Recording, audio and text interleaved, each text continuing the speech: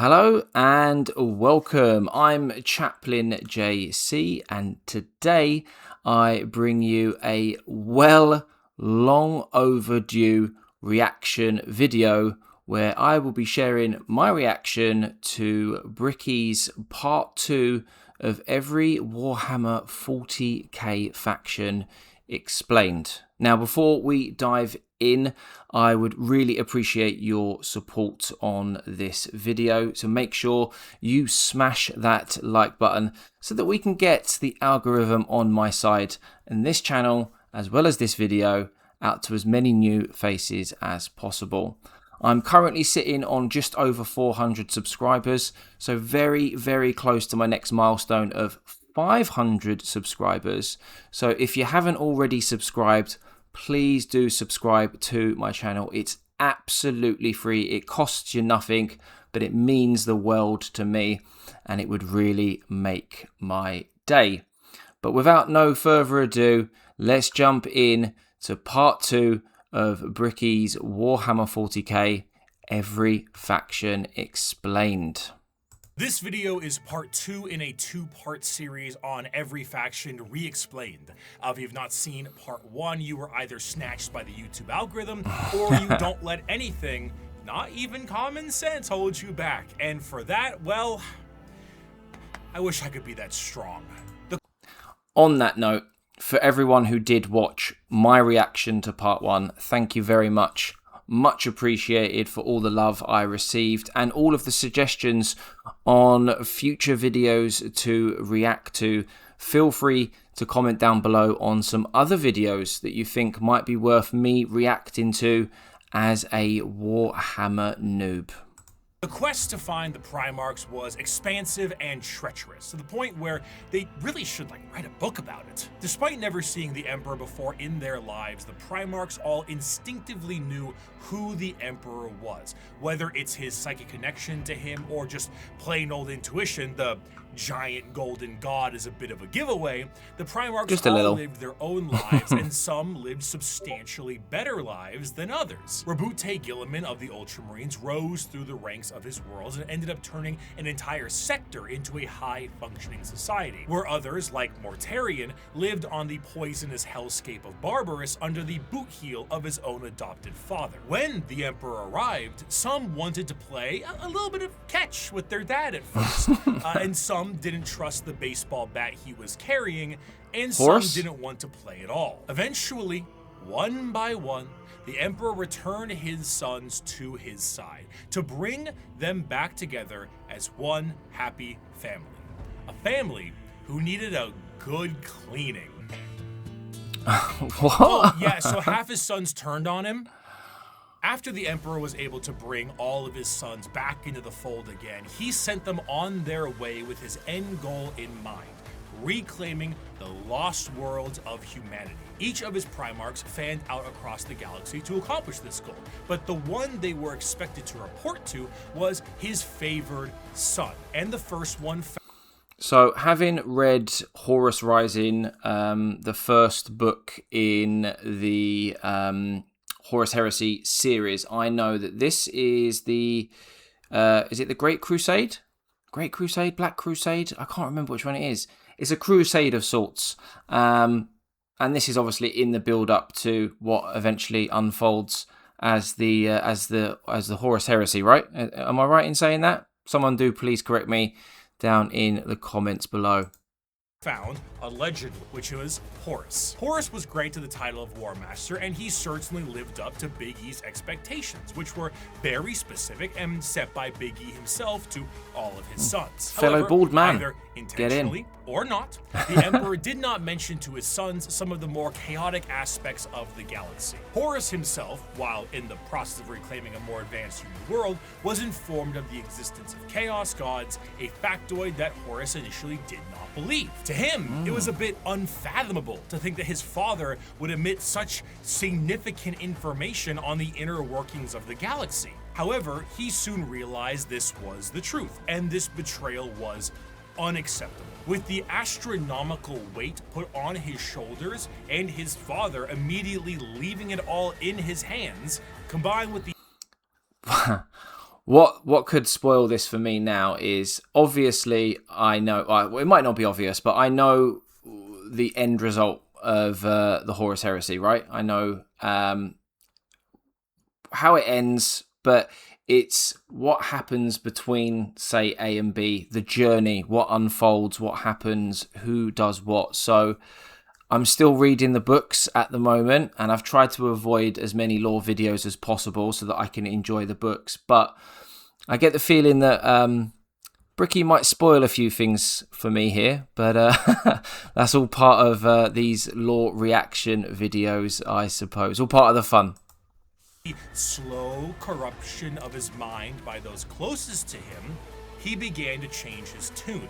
Horus began amassing a following behind his father's back with several other Primarchs and began to formulate I haven't got this far yet. From his throne on Terra. While this was occurring, Magnus the Red tried to FaceTime his dad back on Terra, and that resulted in the shattering of a protective barrier between Terra and the demons of the warp. Due to this damage, the Emperor was forced to sit on the Golden Throne to assure that it would continue to function.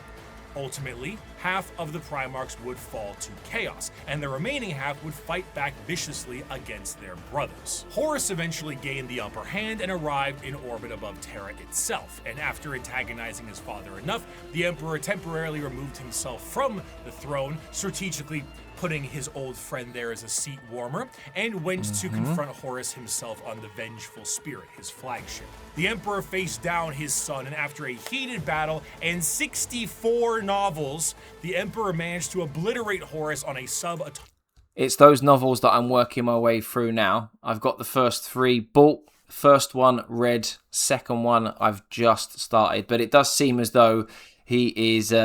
very much condensing the description of events of what happened. Some of what he's already mentioned, like I said, I kind of already know just through watching other lore videos, books in general. Obviously, I stream a lot and we talk lore during streams and in the Discord. So I've picked bits up somewhat by accident at times, but yeah, this is very much a snapshot of the Horus Heresy by all accounts. Someone correct me if I'm wrong in assuming that. Level, but not before his favorite son was able to mortally wound the Emperor. As the dust settled and the traitors fled from Terra, the Emperor's body was dragged back onto the Golden Throne, where it sits permanently to assure that it continues to function. I know that much. Forced to constantly hold back the horrors of the warp and guide humanity with his pale light. And that light is flickering. From there, the remaining members of the traitors to the Emperor fled to their respective safe havens. These are the veterans of the Long War, the spiteful, and to them, the wronged. Those who would let the galaxy burn if it means the Imperium gets caught in the flames. These are the Chaos Space Marines. Okay. And what are the achievements? So before we jump into the Chaos Space Marines, as most of you will know, regular watchers on the channel, I'm currently building 3 armies. A Loyalist army, a Chaos army, and a Xenos army. And I am torn at the moment between the Word Bearers, because I'm massive on chaplains, and I somewhat know the history behind the Word Bearers and chaplains. But I also love the lore and story behind the Badab War, and I like the Red Corsairs because of that. But I can't obviously... Well, I could if I wanted to have 2 Chaos armies, but the idea is to watch videos like this and help me decide what Chaos army to eventually go with. So let me know down in the comments below, what Chaos army do you collect? What Chaos army should I collect? And why? Of your fragile Imperium. It is a corpse rotting slowly from within while maggots writhe in its belly. It was built with the toil of heroes and giants, and now it is inhabited by frightened weaklings to whom the glories of those times are half-forgotten legends. I have forgotten nothing, and my wisdom has expanded far beyond mere mortal frailties. The Horus Heresy saw the collapse of the Imperium as we knew it at the time, and half of the Space Marine legions fell to the ruinous powers. Though the favored son, War Master Horus, was killed and the rebellion ended, the heretical forces retreated to the warp and remain a constant threat to this day. The twisted reminder of what the temptations of the warp may bring, the Chaos Space Marines act as a mirror to the loyal legions, and as time progresses, their warp taint further changes them to suit the needs of their patron deity. Though marred and absolutely mangled by the ruinous powers, they are still unmistakably Space Marines in stature and shape, and according to them, they have never been more free. After the heresy, the loyal legions of Space Marines became very strict in their organization, and their separation into separate chapters with capped numbers and other formalities was done to prevent any form of heresy from happening again. The Chaos Space Marines are a bit different. Ultimately, these Marines are subject to the primary legions that fell to Chaos in the first place. The majority of these legions, the Black Legion, the Word Bearers, Iron Warriors, Alpha Legion, and the Night Lords, are supporters of Chaos undivided, either enjoying the powers of all Chaos gods or sometimes shunning them altogether. But a few of them follow a very specific Chaos god. Thousand Sons are followers of Tzeentch, the Death Guard follows Nurgle, Slaanesh has their claws in the Emperor's Children, and the World Eaters are avid followers of Khorne. From there, the legions themselves are separated into roaming war bands that may go under their own unique names or may stake a claim to one of the primary legions. Most of the gear and armor of a Chaos Space Marine remains the same, but stylistically it changes quite a bit to reflect the intention of the legion or their patron god. The Death Guard's armor has become rotted and full of gaping mouths and plague-filled boils. The World Eater's sharp and violent armor reflects their bloodthirst, and the chaotic noise of the Emperor's Children armor, nipple rings included, pleases Slaanesh greatly. Due to the taint of Chaos, the armor itself becomes less about plating and more about a new skin. So that's quite interesting. So not with the loyalist Space Marines, obviously they have their color themes, if you will, and their Primarchs, whereas with Chaos, what Bricky's saying is some of the armies are still kind of like dedicated to what their Primarchs do in terms of how they look and behave, but also to then sort of add another layer on top of that, depending on the god that they worship or work with. It kind of adds another layer of how they behave, what they do, and how they look. Am I right in thinking that? But that doesn't apply to all Chaos Marine factions. Some are warbands that just roam and don't necessarily associate themselves with a Chaos God. They've got their own agendas. Is that what he's getting at, or have I sort of misunderstood what he's saying? For any given Chaos Space Marine. Though the Chaos Space Marines have no true fear of death or numbers diminishing, there are still major recruitment efforts for their legions. However, the conscription of these recruits is a lot more chaos-fueled and is more of a forced assimilation, and in some instances, breeding. The organ implementations and other modifications are the same, and the necessity of a gene seed remains the same, but the result is a hell of a lot different. Understanding Chaos Space Marines is a difficult exercise. That's a good question. I've already got 1,000,001 questions, and we're barely even into the video.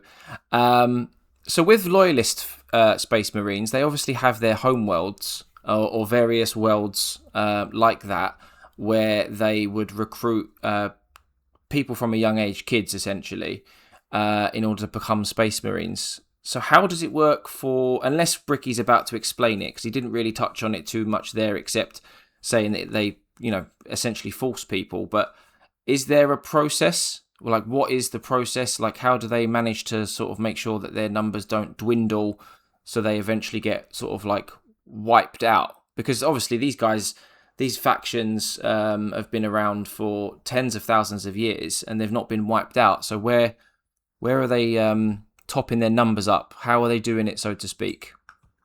If we took my original video 5 years back and looked at the Imperial Knights section, it mainly focuses on big stompy robots. Now that I understand more, I can discuss the Code Chivalric, the Throne Mechanicum, Squires, and Monarchs, and bring some more context to it all. To assume Chaos Space Marines are simply the opposite side of Space Marines would be foolish, for once you understand the plight of their Primarchs, it can provide a context always needed. Horus himself turned through an overwhelming weight on his shoulders and lies told by his father.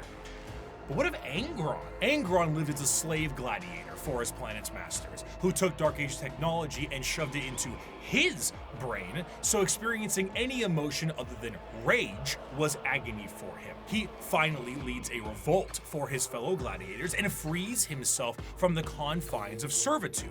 The Emperor finds him and says he will take him home, but Angron refuses. He will fight with his friends against the tyranny of his slave owners to the last. At the final last stand with him and his closest friends, slave gladiators, all of them outnumbered and on the verge of death, the Emperor forcefully teleports Angron to his flagship and none of his compatriots, leaving Angron to live and watch all of his friends die. You kept that mule core Pharaoh. Nice. Russ kept his kin friends. The Lion kept Luther. Humans, brothers, and foster fathers, saved and raised into Legion ranks.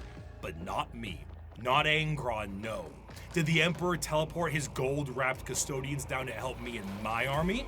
No. Did he free the Warhounds and order them to battle, fight alongside me? No.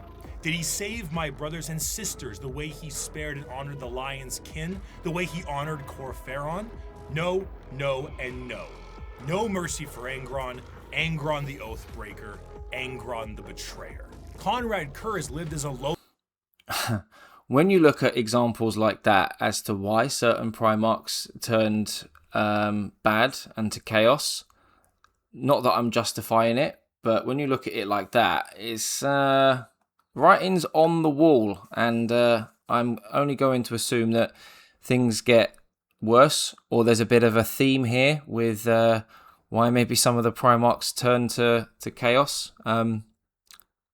Did he say, was it Conrad Kurz next? Lonely boy scrounging the dregs of a hive city plagued by constant visions of an assassin sent to murder him by his own father. Lorgar was born on a world of chaos worshippers with abusive parents, and the Emperor decided the best way to reprimand him was destroy his holy city. The Emperor robbed Mortarion of vengeance and suppressed Magnus at every turn. The question isn't why the Primarchs rebelled. The question is, why didn't they sooner? To them, they are not the betrayers. They are the betrayed. They were under the boot of a golden tyrant, and they finally could be free from his heel. Of course, things have changed a lot since then. I wonder if the Emperor had favorites as well. I don't know enough about the lore to know if he did have favorites. I'm sure once I learn more and read more. But judging by how he treated some of the Primarchs, I would say maybe he did have favorites, and yeah, as Bricky said himself, it's a surprise to see why these Primarchs didn't turn sooner with the way he treated some of them. That's madness. Heresy, and the Primarchs of the Chaos Space Marines that have survived the fall are a twisted variant of what they used to be. They have all, for the most part, ascended to the position of Demon Prince and act as a direct connection between their god and their legion. However, due to the nature of the transformation and dedication to a particular chaos god, their actions tend to be separate from their legion's actions. Fulgrim, for example, is so infatuated with being a Demon Prince of Slaanesh that he is at times far too focused on his own personal perfection as opposed to conquest and sitting around like Frankfurter on his throne. Meanwhile, Lorgar is being stalked by a bird, so he's always on edge. The most adamant against the temptations of the Chaos Gods, Pertuabo, was even made a Demon Prince as a reward for being the one who did the most work on the group project. Chaos Space Marines are a full of hay fever, in case anyone's wondering. Of cognitive dissonance that is represented in all the Depending itching and on which faction you follow, your devotion to chaos is a sliding scale, and the representation in the universe is so varied. Some are there to reap a high tally of kills kills for their patron deity, while others are there purely to destroy the Imperium who wronged them. Some are there to torture and maim, and some are there to conquest and conquer. There is no unifying glue. They fight each other as much as they fight everyone else, and their machinations are entirely up to their warband. You have all walked different paths, but together we have come to the same destination. The Emperor has failed us. The Imperium has failed us all. It has failed us by the laxity of its laws, the decadence of its culture, and in the injustices heaped upon those of us who serve the most loyally. It has failed us by never recognizing our virtues, never rewarding us for the blood we shed and bringing about its ascendancy, and never providing unity when we needed it most. It has failed us by being flawed to its core, imperfect in its pursuit of a perfect culture, and in its weakness against the encroachment of Xenos breeds that seek to twist humanity to alien ends. And it is... So, what I'm understanding here is, although we have the 9 Primarchs and their Space Marine factions that have turned to chaos, become enemies of the Emperor, so to speak, they're not all fighting on a united front. They all have their own agendas. Is that what Bricky's trying to say? And if so, if that is the case, if I am getting that right, I wonder what all of the different agendas are. I don't know what they are. I know he mentioned that maybe some of them are against just purely the Imperium, and then some have got other, maybe different types of agendas.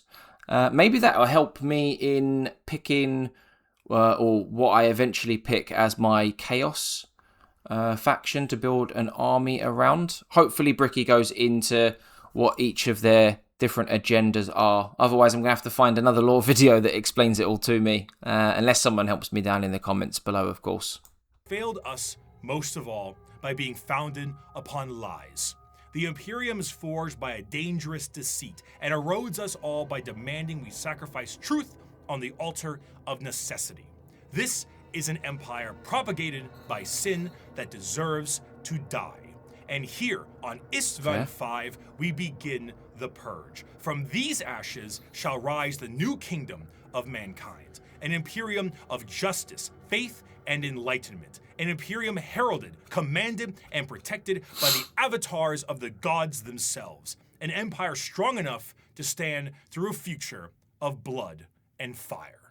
Naturally, Interesting. However, as I have said before, Space Marines do not make up the bulk of the fighting force in the Imperium, so it would be ludicrous for me to not mention their dark cousins. The Code Chivalry is the sign of the power of the Imperial Knights. But what about the Dark Mechanicum? The ruinous powers claimed during the Horus Heresy extended beyond just the Space I know nothing about the Dark Mechanicum. Mars itself was subject to a revolution that saw half of them fall to chaos as well.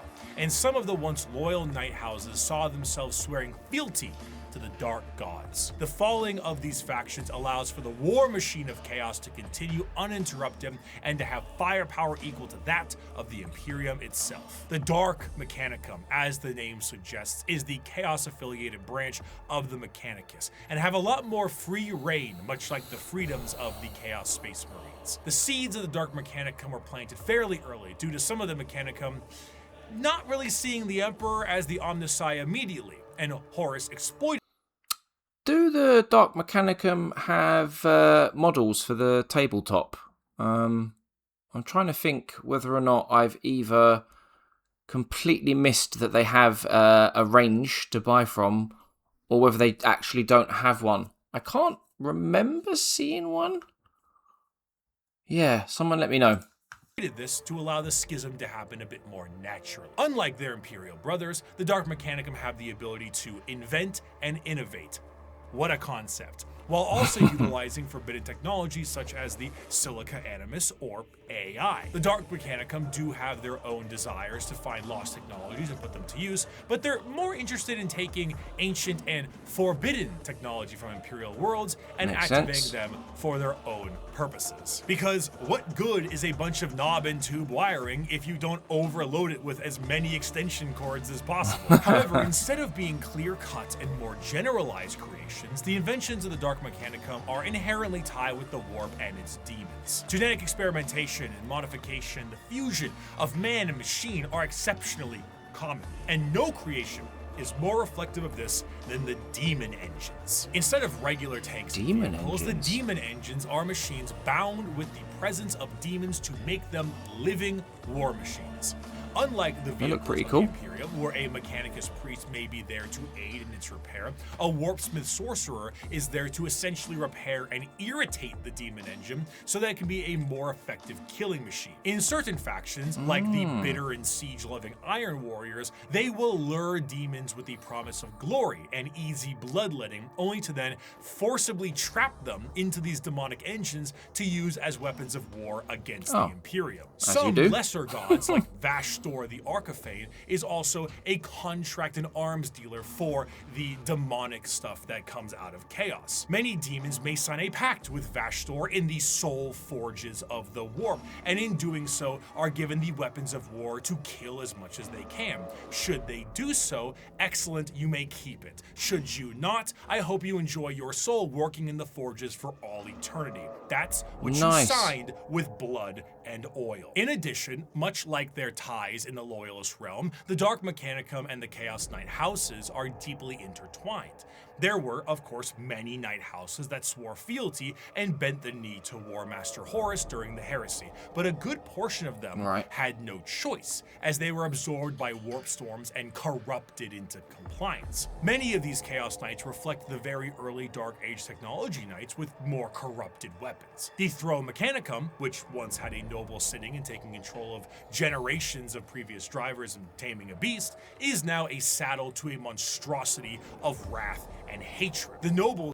So you've got two different types of knights. Then you've got the Imperial Knights, which is, if you want to call them, the good guys, or what we perceive as the good guys, and then Chaos have got their own knights. Is that what he's saying?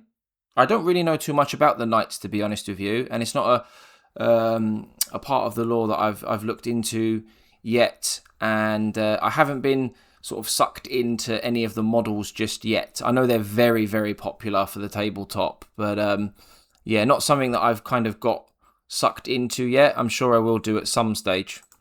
Of the Chaos Knights fight to aggravate and bring the machine to their will while combating the corrupted minds of their fallen ancestors. Some of these nobles may do such a good job that they themselves fuse into the throne itself and become one with the knight. If a noble dies, no worries at all. Unlike the Imperial ones that require a pilot, a demon can hop into the cockpit and control it instead. The Night Worlds also see full corruption as well. Where there were once peasants, there are now cultists, and the goal of the Chaos Knights are just as chaotic as the gods they follow. Some are sent to war by the ruinous powers. Others may protect Dark Mechanicum Forge worlds, and others still may be so hyped up on the ruinous powers that they are just aimless and reckless, hoping to unravel the fabric of the universe itself. Though the aspect of nobility is still there with the Chaos Knight, but it's hardly the same as it is on the Imperial side. As opposed looks to like Bricky's getting a few Discord messages horrifying during this video, because that's not me. Fueled in part by the agony of the memories of the ancestors trapped within. An invasion by a house of Chaos Knights is a horrifying thing. One might ask, how do knights enter the battlefield? Normally, they can be deployed via dropships, the standard way, but Imperial Knights can be deployed with a drop keep. A gigantic knight keep with like towers and stuff will hurtle towards the surface like a drop pod and be slammed into the ground with an excessively thunderous crash. Then, massive drawbridges slam down, banners unfurl, and huge horns play the song of their people as these lumbering robots charge out of their, again, drop keep to fight for the Imperium. So imagine what a warp-fueled version of this could look like. Imagine that dropping down on your head unexpectedly. If you get the opportunity, you should kill yourself. Oh my god. Chaos Knights have such a presence, the warp fluctuates in their tread. They bring doom, dread, and despair across the battlefield. Warp storms occur overhead, and psychic phenomenon cling to them. A Chaos Knight will arrive either in some warp-debased platform, or perhaps a portal itself, or climb out of a pool of blood. As the air gets heavy, the enemy feels a crippling sense of paranoia, and the sky begins to rain blood, acid, and God knows what else. Wow. The horrors of the warp have resulted in a dramatic change in technology in the favor of their forces. Though in practice, it is a horror beyond comprehension, their baseline desires don't seem that radical on paper. They are creative builders, working to innovate and improve technology while utilizing anything they can to accomplish their STEM goals. Looking at the dark forces of chaos and the Emperor now on his golden throne, humanity is fractured. The Emperor himself is the guiding light for warp travel for humanity, and in being that exists as a beacon for the entire species. Without him, things would get somehow worse. Therefore, he needs his protectors. Where a Thunder Warrior... That's a scary thought, isn't it? And I wonder if we'll ever see the Emperor fully die or brought back. I know there are lots of theories on this. Again, not lore that I've dived into just yet. If you can call it lore, because it's not something that's actually happened. But I know there are a lot of theories on what would happen if the Emperor were to actually die, whether he can actually die, whether he can actually come back, whether he's actually a Chaos God. There are so many theories, and I'm sure everyone watching has probably got their own theories. Feel free to let me know yours down in the comments, along with all the other 1,000,001 questions that I've already asked, and will no doubt continue to ask for the rest of this video. Wasn't enough for his armies, and half of his Space Marines turned traitor. The Emperor's personal bodyguards are something else entirely. They are not the fallible Astartes, nor are they a nightmarish concoction of organs and indoctrination. They are built and gene. I know who these are. The Custodians. Bordering Henry Cavill's They number 10,000 favorite, strong, and each of them is a hero. They are the Adeptus Custodes. Rare is the battle where an Emperor's custodians outnumber our foes. We are ever beset, surrounded upon all sides by heresy and foulness, just as is Terra itself. Yet, like the throne world, we stand resolute, indefatigable, indomitable. Let the enemy come. Let them darken the horizon with their numbers. Still, we will prevail. Though the Apologies Emperor about my hay sits rotting fever. on the golden It's really throne, bad. his talons remain sharp. The talons of the Emperor was the name given to the most elite forces at his disposal. The left hand of his talons comes in the form of the Sisters of Silence, psychic blanks that scour the galaxy to claim souls, to fuel the Astronomicon in the form of the... I don't know much about the Sisters of Silence or Sisters of Battle. Again, another army faction that I don't really know anything about, a very little at least. Are they separate to Custodes, or are they part of the Custodes? Yeah, how does that work? Great tide. 1,000 psychers sacrificed daily to keep the Emperor of Mankind alive, dragged into the black ships of the Silent Sisterhood.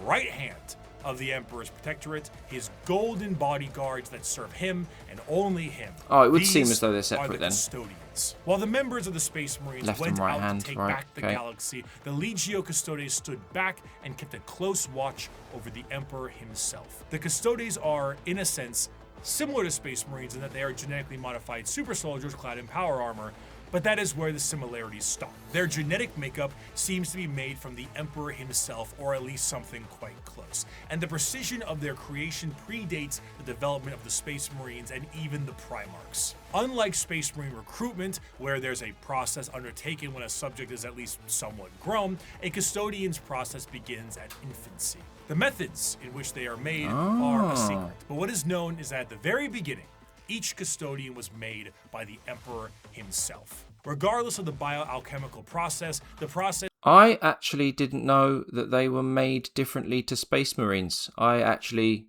assumed that they were just another Space Marine faction.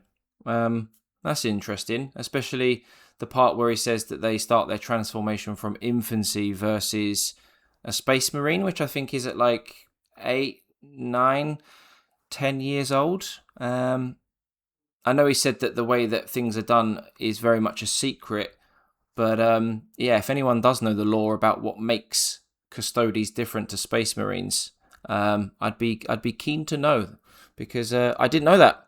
Learning something new all the time. This is exceptionally long and grueling, and only a handful of selected aspirants make it to the end. Those that do are clad in the most regal and effective armor in the Imperium.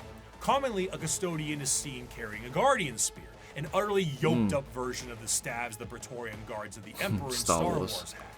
They are also clad with specific shields and blades, but the most interesting thing with all of their gear is that due to the meticulous and dedicated maintenance and preservation of their armor and gear, these items are the same ones they used 10,000 years ago. The custodians do not age biologically, so some of the veterans in the Guard may be several thousand years old.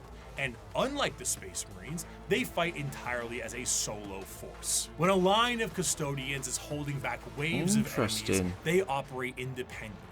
There are no battle formations, there are no squad tactics. Space Marines can do that though, if they wanted to. Character, trailed by serfs and servitors, tasked entirely to reload their weapons. Like a one-man army, as they call it. Purpose, if not action. Groups of custodians will dispatch enemy after enemy, their spears coming within inches of each other, but never close enough for a killing blow.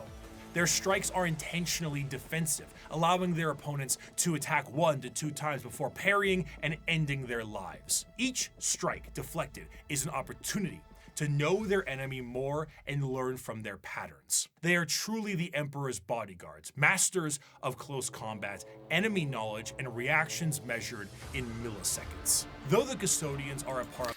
I can certainly see why Henry Cavill likes the Custodes now. Bricky makes them sound cool AF. And funnily enough, there are a few people in the Discord that I have that collect, paint, build, you name it, Custodes. And some of the jobs that they've done on their miniatures are absolutely outstanding. So for me, they're not an army that I would probably collect or that I'm interested in yet, but I can certainly see why people collect them. And on that note, if you are interested in joining the Discord, there is a link down in the description below where we go through anything from creating groups for games, sharing the latest news, talking lore, books, discussing and asking for advice on miniatures. So if that's your jam, feel free to join down in the Discord below.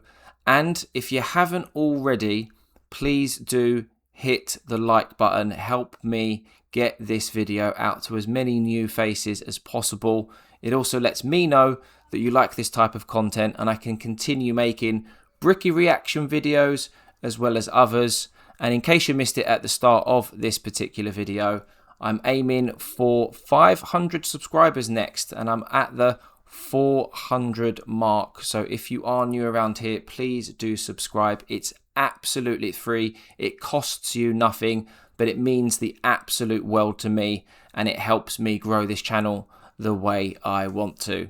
But enough about that. Let's get back into the old reaction, shall we?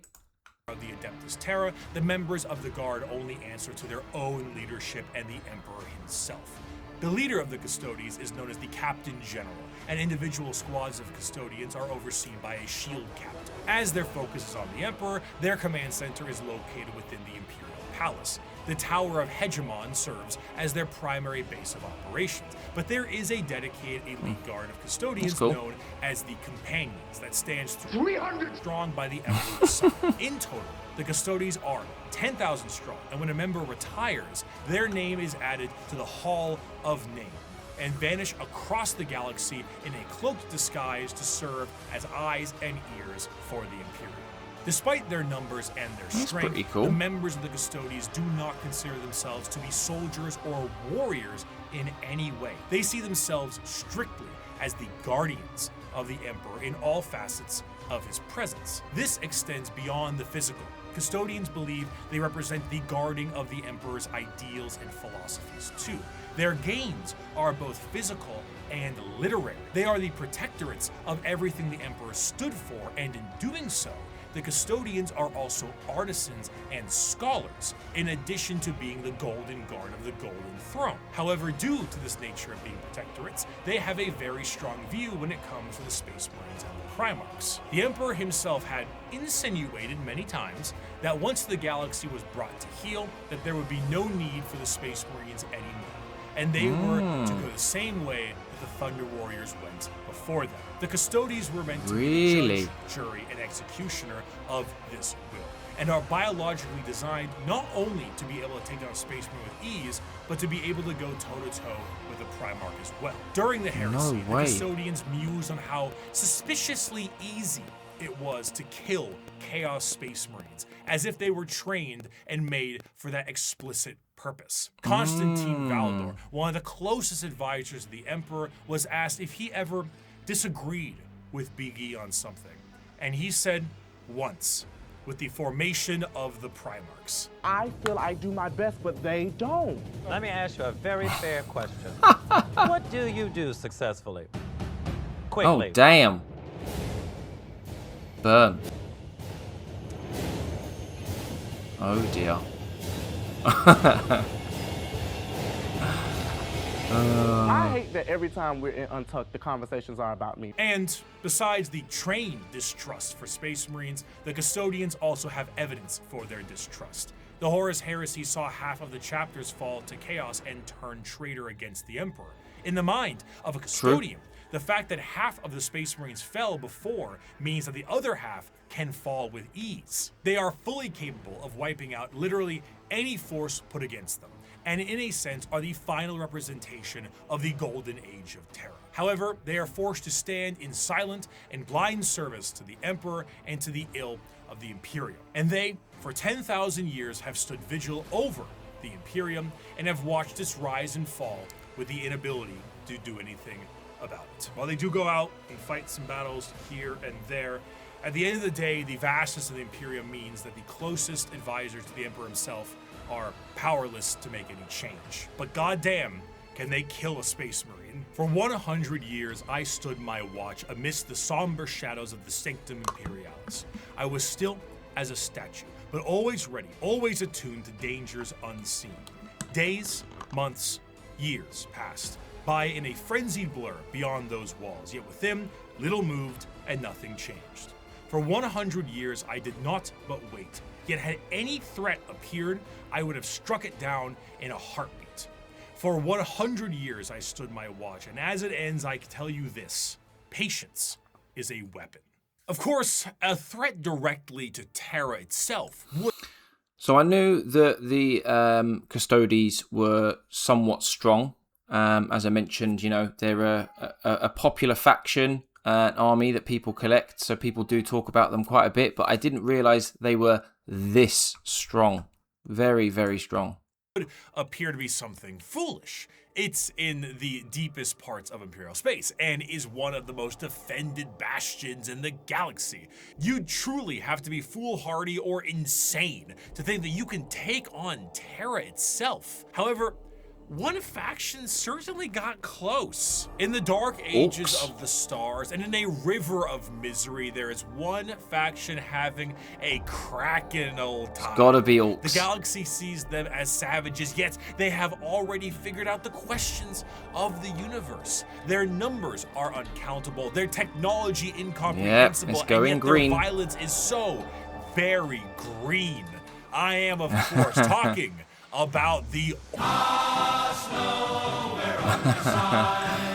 Just quickly before we get into Orks, if you're watching this in the future, this might not be as applicable, but at the time of recording this, and probably the time that it goes live on my YouTube channel, 11th edition is yet to launch. The box set is yet to launch. I have no Orks. I own no Orks, and I just love how crazy and mad they look and sound, so I can't wait to get my hands on some Ork miniatures and finally paint them up. So I'm really looking forward to listening to what Bricky has to say about Orks.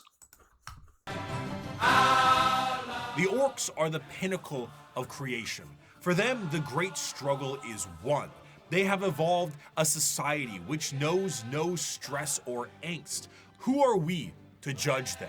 We Eldar who have failed, or the humans on the road to ruin in their turn? And why? Because we saw answers to questions that an Ork wouldn't even bother to ask. We see a culture that is strong and despise it as crude. During the war in heaven, the old ones were doing their best to spawn as many combatants to their cause as possible by seeding the galaxy in a specialized sense. The Eldar were made to be a precise and tactical species to fight off the Catan and the Necrons, but another prominent species was made by them as well. Creks. The Krork were warriors clad in ornate armor with more dangerous weaponry. However, things changed, and these warriors changed, and the Krork are no more. They are now known as the boys, the lads, the mates, the orcs, orcs. Yeah, An they orc do in have some 40k funny old looks names. like an orc in most other fantasy media. Hulking, warlike monstrosities with big teeth and worse attitudes. However, unlike the more Tolkien-esque forms of these creatures, the devastating nature of the Orks is in their biology. Unlike most species in the galaxy, the Orks are actually a type of fungus. This fungus itself comes in various forms. The small goblin-like Gretchen and Snotlings are a part of this fungal ecosystem as well, and also the squigs, which can be used for basically anything. But regardless of what is a part of the fungal system, all of them are born from spores that land on the ground and grow. As they travel around the galaxy, they drop spores literally everywhere, and then an Ork dies, and they...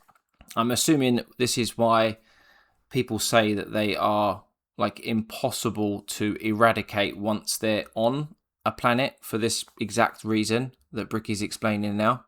drop tons of fungal spores that allows for their numbers to be replenished over a period of time. Because of this, Orks are not only extremely prominent across the galaxy, but they are exceptionally resilient due to their growing cycle. Even if one Ork lands on a planet, it will be nearly impossible to get rid of all of the Ork presence, unless the planet itself is completely destroyed. And I said it then, first. they might find a way to survive. Due to their fungal nature, Orks don't really stop growing. And the more long-lived an Ork is, the bigger they get. And the more an Ork fights, the bigger they get. Of course, since they're constantly getting into scraps, an Ork's lifespan isn't necessarily that long, so the bigger Orks are harder to find. Though alongside this, however, they are a tribe-based species that is comprised of warbands, and the biggest and the strongest Ork leads the warband known as the War Boss. At the bottom end of the Ork tribal system are the Gretchens and the Snotlings. These members act as the servants and slaves of the Orks, and this music that he's got playing is hilarious. Despite being a bit smarter and more cunning than their bigger brethren, because in Ork culture, the biggest is the boss. The smallest gets picked on and thrown around. Beyond the warbands and tribes, Orks also belong to a specific clan. Tribes constantly shatter and rebuild, but the clans do not. They are, in a sense, a psychological state of being. I know a little bit about clans, and the clans specialize in different things, and then they have the different color, like cloth and armor to go along with those clans. I don't know enough about them yet to say pick which one I'm going to go for when I hopefully get my hands on 11th edition. So it'd be nice to hear from some of you Ork players down in the comments below around, you know, what are the different clans, what are the different colors, what's different about each of them. I do quite like the yellow theme, not for any reason about what they do, more a case of just how they look. The sort of, I think is it Iron Jaws, the yellow themed Iron Jaw Orks. Plus, I don't have anything yellow themed in any of the other stuff that I'm doing, so it's a nice different color as well compared to some of the other armies that I'm painting. But yeah, let me know down in the comments below from the you Ork players. for any given orc and gives an orc their specific character and traits. And to make things easier, these clans are also color-coded. So that's very easy there to we tell are. what orc does what. Though there are many clans out there, 6 of them are the most prominent and well-known. The Bad Moons are essentially the merchants and have a lot of money because their currency is teeth, and they grow teeth faster than any others. The Blood Axes are the stealth units, and by stealth, it means like slightly more quiet than the others, and they have a love for LARPing as humies. Death Skulls are the scavengers, and the Goths are the close combat specialists. And on the 2 ends of the spectrum, we also have the tech-savvy Evil Sons and the more traditionalist and tribal Snakebites. Another major facet of orcs is their religious beliefs. They believe in 2 gods, Iron Gork Jaws and there, Mork. did he? Gork is cunningly brutal and Mork is brutally cunning. The difference between them, according to orcs, is that Mork hits you when you aren't looking and Gork hits you when you are. There's a lot of confusion as to which one is which, and this results in a lot of infighting. In other species, this would be considered a sort of religious conflict, but for the orcs, it's just another excuse to fight. I have a quote here, but I don't really do a good orc voice. So I'm going to get my co-host of That's Ridiculous to read this one, and I'll try to lip sync it. Oh, he's more cunning in a grot and more killing in a dread. The boys that follow me can't be beat. On Piscina, we jumped the Marine boys, and our boss pose was covered in the helmets we took from the Deadens. We burned their port and killed their bosses and left nothing but ruins behind. I'm Warlord Gezgul Mac Urukdraka, and I speak with the word of the gods. We's gonna stomp the universe flat and kill anything what fights back. We's gonna do this 'cause we're orcs, and we was made to fight and win. It's good. This fucking sounds Some terrible. epic lip Fighting syncing there is from the Bricky. biggest aspect of orc culture, and is essentially their life's purpose. They are genetically hardwired to get into battles and scraps with enemies that can feel pain. The more they fight, the bigger they get. This, combined with them getting bigger over time, means that some of the biggest and baddest orcs of all time have been notably gigantic. The Beast, as he was known, was about the size of an Imperial knight. If an orc runs out of other enemies to fight, they will immediately start infighting to scratch the battle itch. For example, in The Warp, a planet exists where a band of orcs are in a constant state of war and battle, and have been for an improbably long amount of time, strictly because how much Khorne enjoys himself watching it. For some, being trapped on a perpetual war planet for all eternity would be a fate worse than death, but to the boys, this is heaven. In the event of a particularly big battle, a massive amount of tribes and warbands will unite. This is why I like the orcs, because nothing makes sense, and it's just carnage, madness.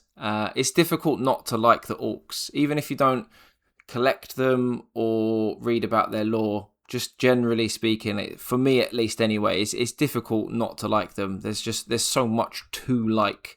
And I can't wait to I've banged on about it now, but I can't wait to get my hands on some. Under what is known as the Wa. The concept of a Wa covers a few bases. The first is the group aspect of the massive green tidal wave of orcs fighting for the same cause, the cause being the second base. But the most prominent aspect of the Wa is the psychic aspect of it. Remember how the old ones made the Eldar and all the Eldar are psychic? Well, the orcs are too, kinda, but just not as much. Only a little bit of it. And they all... I didn't know that orcs had psychic abilities, to be honest with you. I did see, obviously, the Weird Boy in the Armageddon box set when it got announced. But, yeah, I never really knew that they had, like, psychic abilities. You don't really hear about it much or see it much either. So, it's an interesting one.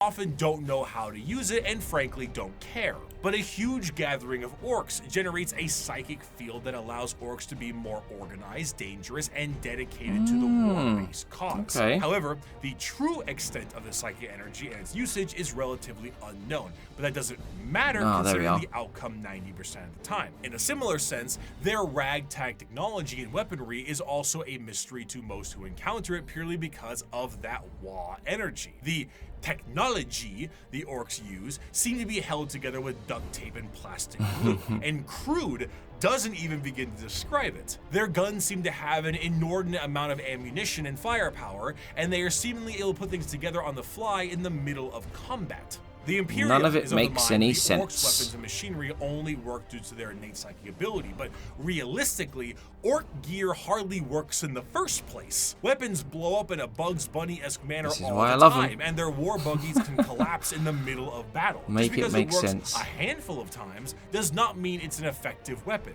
But this doesn't stop the Orcs and their green tide. To really understand the power of the Wa energy, Orcs can operate purely off of belief. Now, a misconception is that Orcs believe something is real and it happens. But that isn't true, because that's just one Orc. However, there's never one Orc.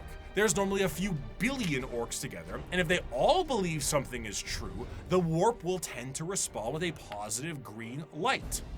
Sometimes. Do the red ones go faster? Well, with enough Orcs, yeah. How does an Orc buggy with an engine block that's just a boulder with vroom vroom written in chalk work? Who cares? Orcs breathing on a ship with a hull breach? Go ahead. An Orc went back in time to kill a version of himself so he could have two of his favorite weapons. It is shenanigans. Because of their actions, That's actually mad. the Orcs tend to be I didn't know presented in that. a comic relief sense in a lot of media, particularly the media from their perspective. They are bumbling and loud and goofy British football hooligans, and they say silly things and act in silly ways. But to the citizens of the Imperium, the Orcs are far from funny. They are Yeah, why do they always have like London Cockney accents as well? Someone tell me that. It fits perfectly, don't get me wrong, but why are they always given that type of accent? Not just in 40k either. It seems to be a theme across all Orcs in all settings, especially 40k. I find it funny because I'm from London myself, but yeah, why is that? Does anyone actually know? Let me know. violent and irrational creatures that take humans for punching bags, slaves, or ultimately dinner. They have no moral compass and are violent and brutal killers that know nothing else. They are genetically designed to be a violent species that was capable of beating back the Necrons and the Catan. And if the Orcs were ever able to unify under one banner, they would be utterly unstoppable. However, due to their aggressive nature, their organizational skills are non-existent, and they tend to just beat each other up for the fun of it. All that exists in the mind of an Orc is fighting, and nothing else. If they wipe out their enemies, they will inevitably wipe themselves out as well. They are a brutal Ouroboros doomed to an endless war cycle, but to an Orc, why does it matter? If they fight and they win, they win. If they fight and they die, it was a good fight. Now that the Xenos armies are growing in strength and more are threatening the safety of the Imperium, they need to bring new methods in order to handle what they are currently facing. The Emperor is on the Golden Throne. Half the Space Marines are traitor and they are beset from enemies within and without. So now the Lords on Terra must prepare for anything possible, and sometimes the impossible. For that, they take to the stars to explore and expand. Who are we seeing next? Assassins for priority eliminations. They train a galactic police force and a secret police to root out any and all heresy. The lesser known, yet most feared, Agents of the Imperium. Something I know little to nothing about. Inquisitorial seal. It is a small, unassuming object contained in a neat box of Pluvian obsidian. This will all be new to me. It is a modest thing, relatively plain, adorned with a single motif and a simple motto. Yet with this little object, I can sign the death warrant of an entire world and consign a billion souls to oblivion. Where the Imperium may see its justice dealt out by the hands of its armies and the gauntlets of its Astartes, when one needs eyes, ears, or both cut out, it looks to the agents of the Imperium. In a meta sense, these agents are a homogenized version of multiple factions from the original video 5 years ago. They comprise multiple aspects of the wide and all-encompassing armies of humanity and serve different roles. Whether it be the law enforcers of the Adeptus Sororitas, the void-faring explorers of rogue traders, the invisible hand of the Assassinorum, or the hospitality of the Emperor's Inquisition. Each has a part to play in the God Emperor's domain. Rogue traders are a great example of a somewhat undiscussed part of the Imperium, its nobility. While you may see the general Imperium as a totalitarian hellscape, because Rogue trader or rogue traders, the only thing I know about these guys is that they have a game, and that's about it. And that's what I mean. My knowledge on these guys is super duper limited. I know a little bit about the assassins, only because they sound really cool. And what I do know about the assassins has come mainly from when I've been doing painting streams, and people have told me stuff in the chat box. So again, like I say, very limited knowledge here. this is to those under the boot of the nobles that run it. Rogue traders are a special kind of It's a game in the background now. and their Rogue trader. existence is extremely important to the function Or Dark of the Heresy, is that the new one? I don't know. A rogue trader is often an extremely special individual and is given the monumentally sized warrant of trade, allowing them to be given almost complete and utter freedom. Their task is simple: to chart the uncharted, learn the unlearned, and do whatever they can as an explorer and conquistador for those back on Terra. This information is, strictly speaking, invaluable. Whether a sector can be settled and colonies built, or precious rare resources exist on a floating asteroid can be mined, or a long-lost Imperial world from the Age of Strife is It's a demon recovered, engine, it's isn't it? all absolutely imperative. These rogue traders are faster than any other kind of Imperial armada, and therefore chart the direction of the entire society. Because of this, rogue traders are given a substantial amount of freedom. They have a ship and a crew of specialists, and can do things that would see any normal person shot. They can Oh, something's just sprung to mind as well. Wasn't Warhammer's always been called Warhammer, right? But then a lot of the models came out in the early editions as Rogue Trader. Is that right? I'm only asking because I'm really interested in collecting some of the original models from like 2nd and 3rd edition, and a lot of the blister packs say Rogue Trader on them. So I'm curious to know how that worked. You know, what was the Rogue Trader part all about back in the day? Was it what Warhammer was originally called? When did it transition? If anyone knows, I'd love to know, because I'm super keen on the old school miniatures. can barter deals and even recruit Xenos races. They can explore areas strictly prohibited, and they can earn a vast amount of wealth and riches in doing so. This tends to make rogue traders a very long lineage, and their heirs take up the mantle of their house. By being explorers, they become fabulously wealthy, and some can become quite the assholes while doing so. But truly, much like a night pilot, a rogue trader is an exceptionally rich individual who can back it up. They are master swordsmen, explorers, merchants, settlers, diplomats, and everything in between. They chart a course, and they set the grounds, which means they will need someone to defend them, and the prime choice for that can be the Adeptus Arbites. Now, the Arbites are cops, Judge Dredd-style cops, as their inspiration clearly shows. Each planet will have their own members of local law enforcement, and most of them will settle many of the issues there. They look rather interesting. But when something requires a far more in-depth peacekeeping force, the Adeptus Arbites are brought in. Think local police versus so they're not as strong as, say, a Space Marine, no? Tend to focus heavily on stopping crime before it can become too much of a threat. More of a regular human. A gang or heretical uprising can be subdued quickly and efficiently by utilizing them and dealing with soon-to-be criminals, as they put it. They will tap into communications, create spy networks, do interrogations and sabotage, anything that helps the good of the Imperium and the law they seek to Looks preserve. like RoboCop. The code of the Arbites is laid out entirely via the Book of Judgment, a gigantic library of pages showing every single law from every single High Lord of Terra in the history of the Imperium. Because the Imperium is so vast, hundreds of laws are added every single day, and the library continues to grow with more and more laws and judgments. While Arbites themselves carry a small version called the Book of Law on their person, this does end up creating a system where the unjustly prosecuted will never escape their prisons. If an innocent is wrongly convicted, any form of legal counsel will need to go through the Book of Judgment to help get you out. Often these prisoners require hundreds of years of litigation, in which they will eventually expire before they can be deemed wrongly convicted. Innocence is irrelevant. You have been judged guilty of transgressing the Lex Imperialis. Do not compound your guilt by evading punishment, as there are greater crimes, so... Just very quickly, that pauldron, is it called pauldron? The shoulder pad? I think that looks class. I would love to get my hands on something like that and kit bash something together. But yeah, to someone in the comment section, these guys aren't as strong as Space Marines, are they?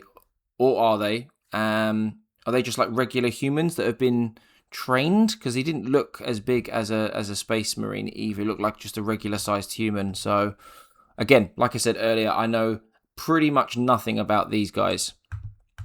Are there greater sentences? Of course, should something go out of the hands of the Adeptus Arbites, there is always the silent hand of the Officio Assassinorum to take their place. Naturally, the Imperium has these guys look cool, and these assassins are sent to dispatch, and so do their minis. That would not normally be handled by simply sending waves and waves of guardsmen at it. The Assassinorum is headed by the Grand Master of the Assassinorum, who is a High Lord of Terra and perhaps the shadiest individual in the entire galaxy. At his disposal are multiple types of assassins that all specialize in various things.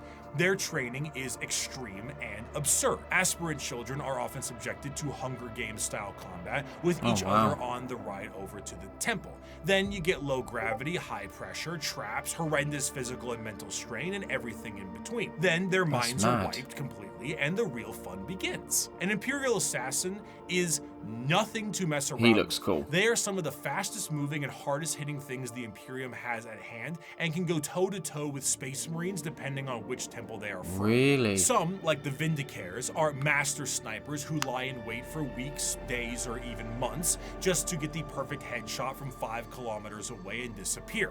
The Calidus Temple are masters of shape-shifting and take a drug that allows them to transmute their body into whatever they see fit. A confidant of a target may be killed and they will take their place before killing their target outright. Or they could shift into a member of a Chaos Warband with symbols and flesh and all that to earn the trust of a cult leader before slitting their throat. The Caluxus Assassin is a psychic blank, a soulless mutation, making them appear as uneasy to normal humans and downright disgusting to psychers. When a powerful psyker is causing issues, this is who you send. Their specialized helmet enhances their he looks a bit messed up up and will and allow mad. them to all but drain the souls from those they touch and their Looks very cool, though. body. It is an extreme weapon used when a direct form of pressure must be applied to an otherwise The guy on the left there. psyker. Now, if you need Anything direct that pressure looks in like a more chaplain. literal way, the Eversor is for you. A drugged up comatose psychopath And that is again, directly dropped on enemy look at that. lines and allowed to wreak havoc. I love that. Killing anything and everything it sees in a blaze of movement and blood before it inevitably dies and causes a plasma explosion on its demise. There are other temples as well. The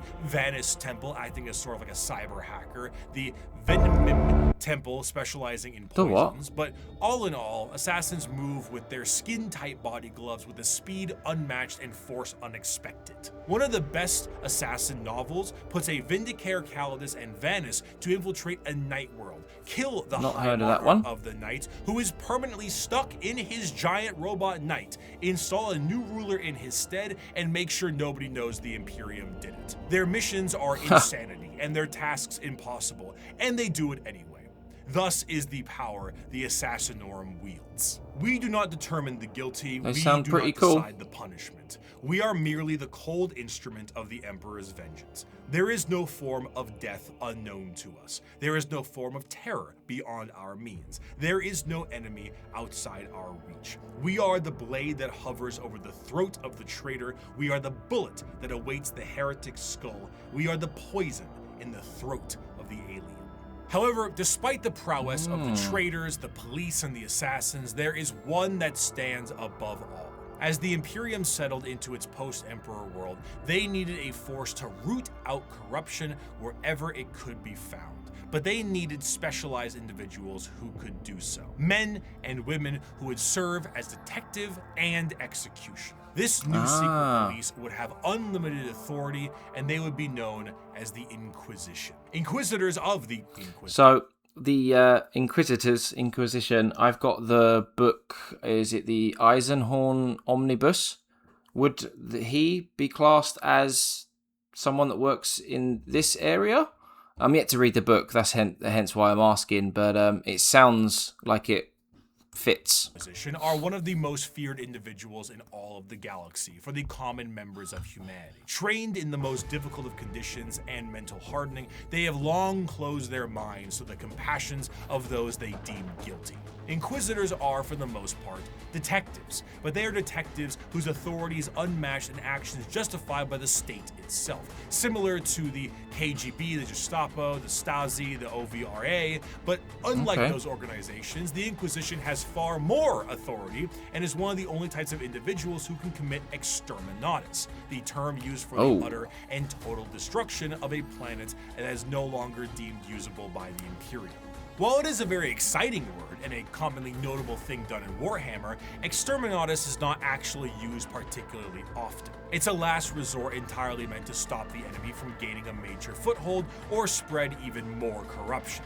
Even with 1 million worlds, the wholesale slaughter of an entire planet is still a massive blow to the Imperium. Inquisitors range quite a bit, not just in how they operate, but also in their personalities. They are often main characters for a large amount of books, as detective noir is a great genre, and they can be the most stone-cold killer or a pragmatic and sympathetic individual depending on who they are. Radical Inquisitors may utilize methods unlike most of the Imperium, such as alien tech or even demon hosts, where Puritans stick closer to the methods of the religious state and shun any deviations. They also specialize in various aspects, as the Inquisition has orders or ordos, such as Xenos for aliens, Malleus for demons, and Hereticus for, you guessed it. Truly, if you are a normal citizen of the Imperium, a person flashing an inquisitorial rosette in front of you may be one of the most terrifying moments of your entire life. It is the same as an FBI badge or a KGB member, except now you're in Warhammer. So, their authority and tools. That's a good comparison.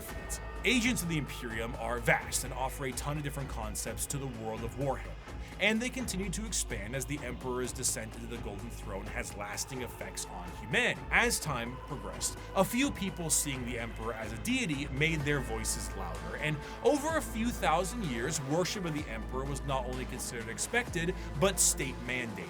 This church will be known as the Ecclesiarchy, and there were many who would look to the cardinal position and make desperate grabs at their power, leaving horrid effects on the populace. The Age of Apostasy was a time... Again, apologies for all the itchiness and stuff on my face. I definitely should have taken a hay fever tablet before recording this video, so I'm definitely going to get one after this video is finished, because my eyes are getting itchy and puffy. So again, apologies if it's off-putting. Of reformation in the Imperium that saw its eventual change into an overtly religious empire. During this time, an all-female warrior cult to the Emperor called the Daughters of the Emperor were a bit more isolated from the wider Imperium.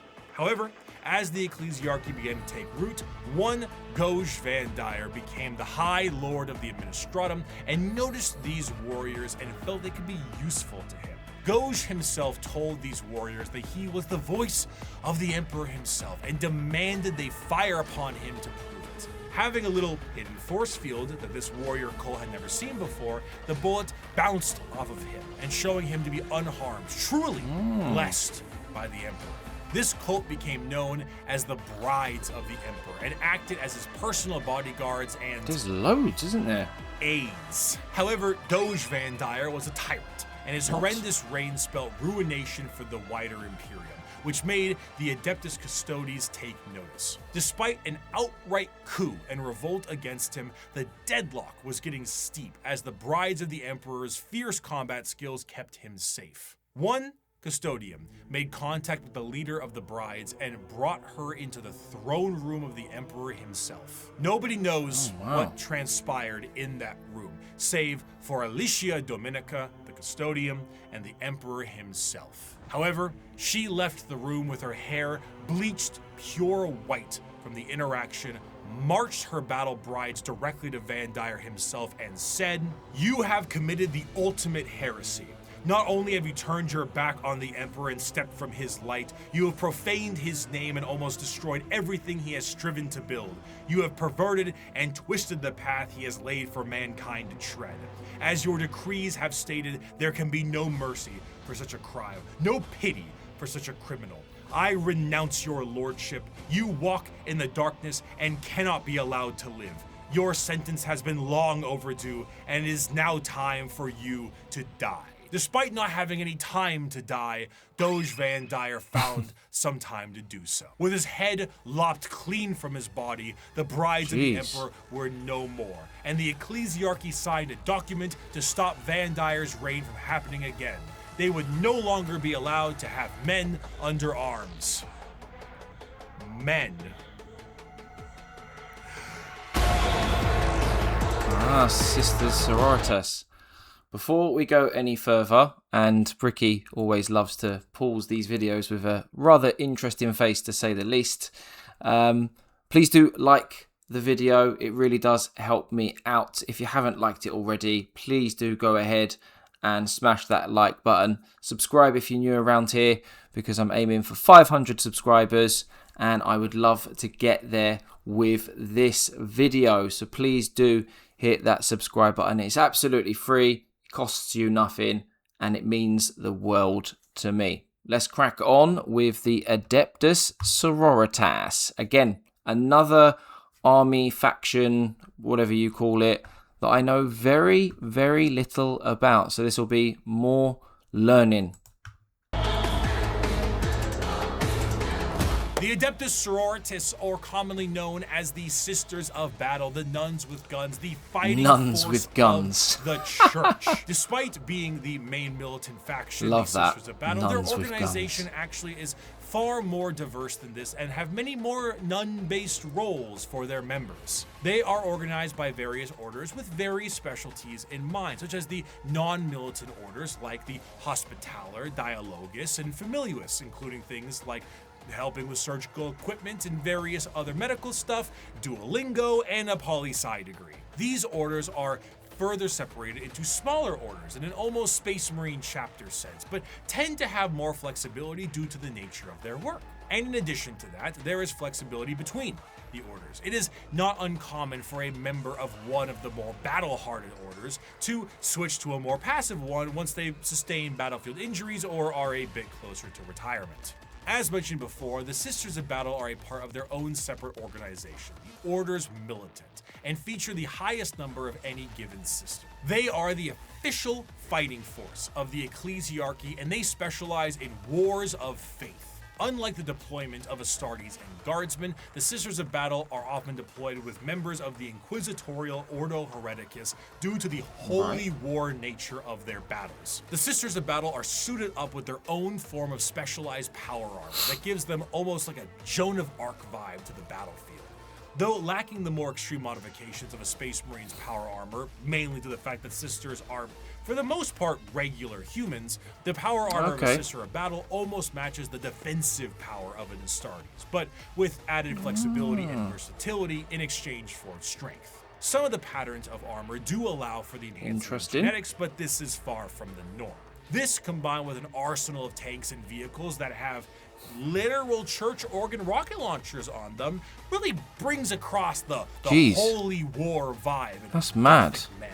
Accompanying a Sister of Battle in the So fields much of going war on. is the holy trinity of weaponry: the bolter, the flamer, and the melta. With such a simple Can't go loadout, wrong the with those Sisters three. of Battle are able to bring down the glorious flames of the Emperor himself, and his holy light shines on them in other ways during a conflict. Hell, even their jump packs evoke angelic imagery as opposed to the more clunky jetpacks, ones that Space Marines have.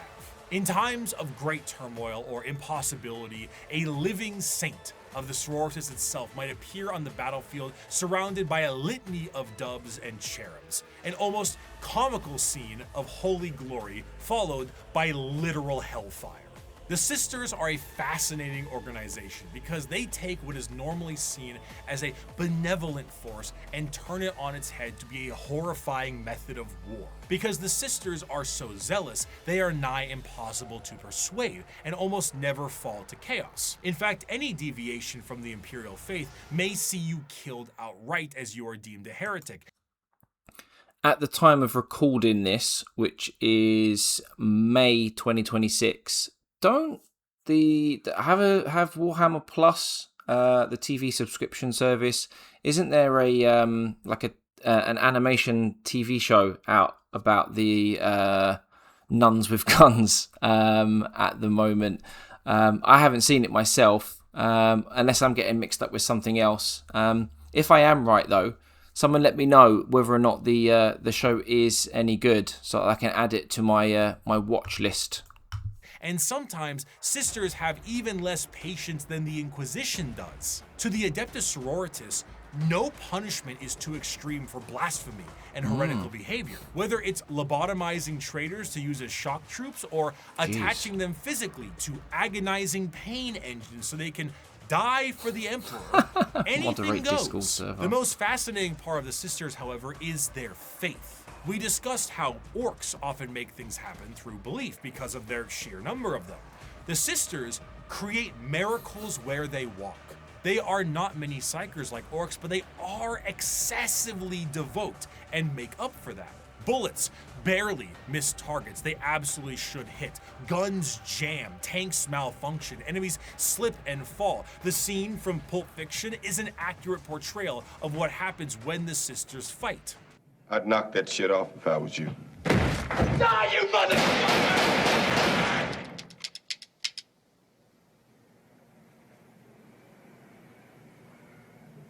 I love these references that Bricky adds. They're brilliant.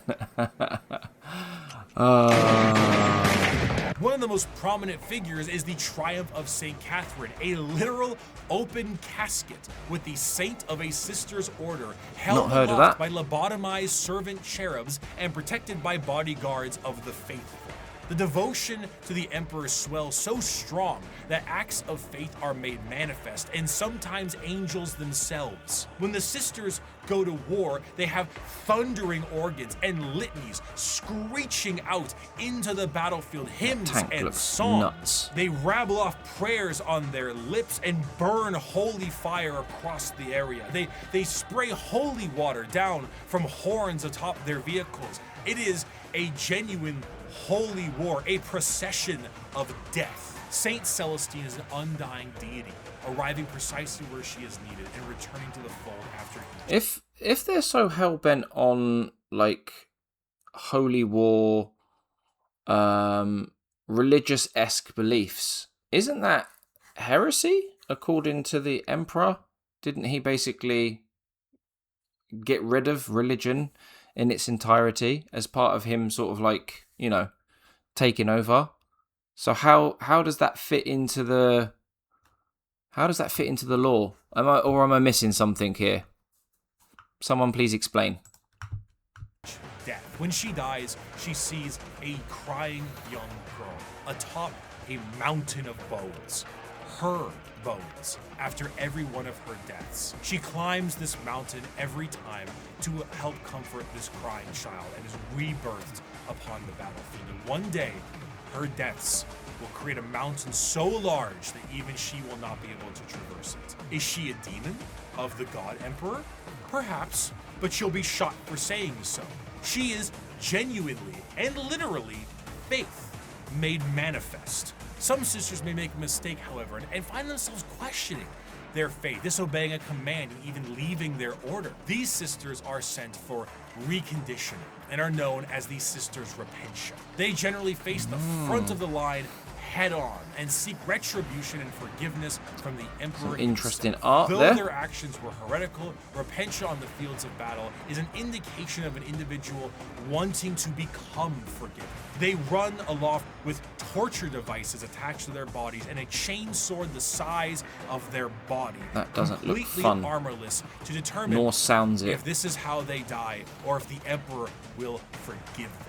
Even the most famous champion of the Sisters, that Saint Celestine, was a repentia. Even she questioned her faith. And if she can do it, I don't know so who that can is. you. Just don't run away again. Someone will clearly They don't point really out in the do comments that third I should chances. know. The Sisters of Battle are martyrdom-enthused zealots. They that sound create pretty cool, though. miracles in their tread. Their devotion is boundless and also a direct source of their power. A whole army of power-armored soldiers shooting, burning, and melting all in their path is bad enough, but it enters a whole different level when God is on your side. They're not my cup of tea, but the lore so far, from what I have heard, it sounds cool. They look pretty cool. I am a tad confused though about the whole kind of like faith, God, religion side of things. Maybe Bricky's about to explain it now, but if he doesn't, like I already mentioned, I'd love for someone to explain how that kind of fits into the grand scheme of things, given that I was of the understanding that it was like forbidden, even though people see the Emperor as a god. So yeah. By bolter shell, flamer burst, and melta blast, the mutant, the heretic, and the traitor alike are cleansed of their sin of existence. So has it been for 5 millennia, so shall it be until the end of time. The Imperium devolving into wars of faith is to push its agenda further. Where the xenophobic nature of humanity was once strong, it has now been magnified, and there are plenty of aliens in this galaxy. 6,000 years prior to the current events of 40k, a planet was found by an AdMech exploration vessel. The life forms on the planet were seen using tools, but they were still Where are we going next? The planet was marked for destruction to pave the way for the Imperial war machine. However, this was thrown off because of an extreme warp storm and that whole Doge Van Dyer thing. Flash forward to modern day, and an unknown but highly advanced vessel was shot down near the Imperial mining world, and the bodies on this vessel match those life forms found on that primitive world. The native creatures on that planet were able to evolve rapidly due to them being unobstructed, and their highly advanced gear posed a new threat to the Imperium. Advancing over these years with a remarkable speed, these are the new upstarts in the galaxy, looking to make a name for themselves, all in the name of the greater good. These are the... So, I would love to know, again, my knowledge on Tau is limited because it's not a faction that I am necessarily interested in. I personally don't have anything against them as such. I don't collect them either on the tabletop, but from the limited knowledge that I do have, my understanding is they're like Marmite. And for those of you who are not from the UK, Marmite is something that you essentially either you love it or you hate it. There's no in between. So let me know down in the comments below, what is all the fuss about with Tau, and how are Tau players perceived in the community? Maybe I've opened up a can of worms with this one, but I'd love to know from those of you interested in this debate down below. The alien is not intrinsically evil. Do not hate him. Pity him his ignorance. Seek to understand his differences and acquaint him with his inadequacies. Only then will he accept his place in the greater good. The early history of the Tau is chaotic at best. Due to their extreme speed run to space travel, their journey to the stars were overburdened with inner conflict. It wasn't until the appearance of the Ethereals that things began to settle. These Tau to the warring tribes marked their unification under one common belief, the greater good of the Tau Va. What about the greater good? The greater How can this be for good. the greater good? This system is a caste-based system that seeks to unify and organize the Tau into an effective and successful society while working for their mutual benefit. These castes, in order from lowest to highest, are the Fire or Shas caste, which is soldiers, Earth/Theo, which is manufacturers and industrialists, the Water or Hor, being diplomats and traders, and the Air/Core, Corps being Navy officers. Also, you have the Ethereal / Un, which is the lords and leaders of the Tau. Now, unlike the paths of the Eldar, the Tau don't get any say into which caste they're in. It's determined upon birth due to inheritance from a parent. Trying to deviate from your caste or trying to do tasks or even use tools assigned to another caste is a grievous crime against the Ethereals, and those guilty of this crime tend to be sent to re-education camps, which sounds not so greater good, but a greater good than the good that the Imperium sees as greater. The guidance of the greater good also encourages the growth of the Empire through the absorption of other races and cultures. The expansion of the Tau Empire is split into spheres of time. So far, there have been 5 spheres of expansion, with a 6th one being planned in the current timeline. The first 2 spheres saw the Tau move beyond their homeworld and settle new planetary systems, known as Seps, and absorb multiple races into their ranks. But the 3rd sphere is where we see the Tau interact with the Imperium for the first time. Right. Which went about as well as you think it did. The Tau, as mentioned before, are highly advanced compared to some of the other species in the galaxy, and their military tactics are highly precise. Instead of the Imperial methodology of throwing everything at a problem, the Tau carefully assess any battle and take as many precautions as possible. Commonly, you will see a Tau warrior in a heavily modified battle suit with... That's a good question. How do the Tau fare against Space Marines and the Imperium? You know, would it be a fairly good matchup, or would one side potentially kind of walk over the other? You know, in terms of sort of like technology, would the Tau just absolutely wipe the floor with Space Marines, or vice versa? And how do they fare against other factions and Xenos races like, you know, Tyranids, Necrons, Orks? Like, how good are they, you know, compared to other factions and armies? And also, is it Farsight? Is that a unit or a character in the lore that's like fairly popular, not only in the lore but also on the tabletop? And if I am getting that right, can someone explain to me why? He does look pretty cool, if I'm thinking of the right one, but I'd love to know why. Advanced targeting systems.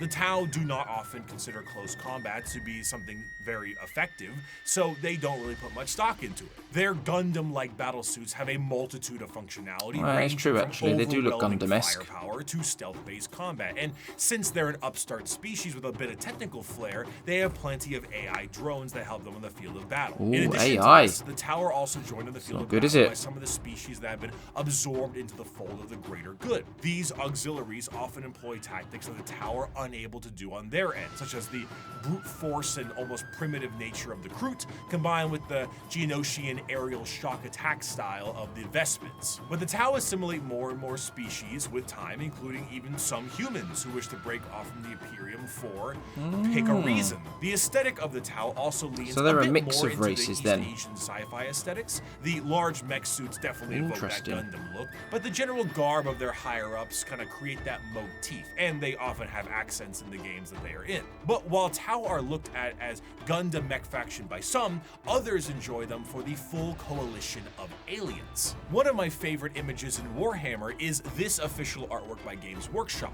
Now, not a single one of these aliens are a faction in Warhammer, and yet they all are different species that do exist in this universe. The Milky Way galaxy is vast, and while the Imperium and many others exterminate what they can find, the Tau will assimilate those that can be assimilated. The Kroot and Vestments we already discussed, and the humans and also Votann will join them at times, but you also have the Galg, the Nigasar, the Vorg, the Thraxian, the Turellian, Greet, Domati, and many others. Some of these are just one-off lines, no idea and what some any of those major are. players in the civilization. The Nigasar are, for lack of a better word, gigantic psychic polar bears with bird-like faces. The Tau have psychic bears, And the fact I haven't seen this is a crime. The Tau as a culture Same. are generally marred by the various issues that an advanced civilization would have in an unadvanced galaxy. They do not travel through the warp because of the Pretty insane mad, though. dangers, but instead use a more classic FTL jump.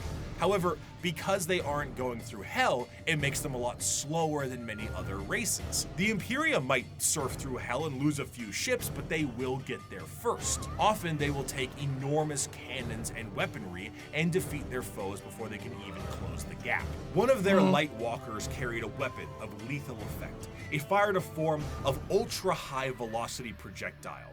I saw one of our tanks after being hit by it. There was a small hole punched in either flank. One, the projectile's entry point, the other its exit. The tiny munition had passed through the vehicle with such speed that everything within the hole not welded down had been sucked out through the exit hole, including the crew. We never Bloody hell. identified their bodies, for all that remained of them was a red stain upon the ground, extending some 20 meters from the wreck. The fascination nasty. of the Tau is that in any other modern day world, their society would be horrid. Rigid caste systems, corruption, and politicking ethereals, and basically it's the greater good or nothing at all. But in the world of Warhammer, the simple fact that humans are accepted into the They don't fit the narrative of grimdark, do they? That's something that I've heard before. And the more I'm looking at these animations, images, explanations from Bricky, I can certainly see why people say that they don't fit the grimdark theme of Warhammer. Is that one of the major reasons, main reason, or the reason why people don't like Tau, or that group of people don't like Tau, or maybe there's other reasons? So, as I said, keen to know. their sphere, should they please, already puts them far and above the other races that would murder or eat them. But despite this, the existential dread that is the Tau Empire is ever so apparent. Despite being hyper-advanced and welcoming a coalition of aliens, they are the upstarts, and they are painfully outnumbered on all sides. Almost any other faction in the universe, given the right amount of force, can wipe out the Tau Empire from existence. They themselves might not be perfect, but their slight that answers my glimmer earlier of question hope potentially is then. exactly that. A How glimmer powerful in are a they dark and crushing compared to all the other factions in the galaxy? I'm not overly familiar with the galaxy map. I've seen the galaxy map definitely a handful of times, and I've got a very kind of basic understanding of the galaxy map, both in the past, before the split, the rift, I can't remember what it's called now, and afterwards. And it would be nice to know. I don't think you can. Can you copy and paste pictures in the comments? I don't know if you can, because I'd love to know, off the back of Ricky's comment there, I'd love to know where the Tau are in the galaxy and how they're outnumbered on every single side. I suppose if someone does fancy jumping into my Discord, link in the description below, they could maybe send me a picture and point that out to me, because again, this is my curiosity going wild now over the lore. So much to learn, so much to take in, and I love it. galaxy. Of course, nobody dares take the attempt to destroy the Tau Empire, because doing so is an enormous amount of resources, and for the same reason why you don't full send your whole army to one person in a commander game of Magic. You open yourself up to player 2 and 3. But not to say it won't be a struggle. The Tau Empire, when prepared, are a vicious fighting force who might delete your formation before you even see them. But they lack numbers, and in the dark corners of the galaxy, something is coming that is entirely numbers. Tyranids. Oh yeah. There is a cancer eating at the Imperium. I'm currently painting at the time of recording this video. If you're watching this in the future, this won't make any sense to you. But right now, as of May 2026, I am currently painting a number of different Hive Fleet themes across different termagants. So if Tyranids are your jam and you fancy jumping into some live streams, watching some painting, make sure you subscribe and keep an eye on the channel, because I am thoroughly enjoying painting some Tyranids at the moment that I picked up from the introductory box set for 10th edition. So they won't be available for much longer in the introductory box set. But yeah, thoroughly enjoying Tyranids. With each decade, it advances deeper, leaving drained, dead worlds in its wake.